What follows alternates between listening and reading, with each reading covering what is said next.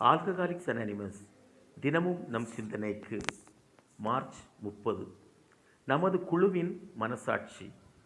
சில நேரங்களில் நல்லது என்பது மிக நல்லது என்பதன் எதிரியாகி விடுகின்றது.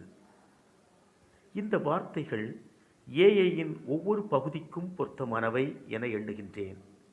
ஏஐயின் 3 தாரக மந்திரங்கள் குணமடைதல், ஒற்றுமை, சேவை. இவற்றை என் மனதிலும் வாழ்விலும் பொறித்து வைத்துக் கொள்ள விரும்புகின்றேன். ஒரு மகிழ்ச்சியான முடிவை நோக்கி இட்டுச் செல்லும் பாதையில் நான் மெல்ல முன்னேறுகின்றேன். இந்த வார்த்தைகள் நம் முன்னோர் அங்கம் வகித்த குழுக்களின் மனசாட்சியில் இருந்து வந்தவை.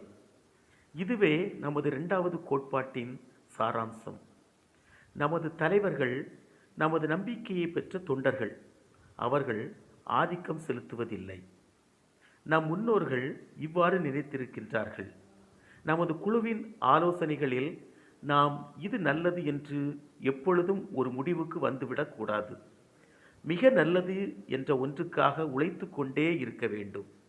நாம் ஒன்று சேர்ந்து உழைத்து கொண்டே இருப்பது இதற்கு உதாரணம்.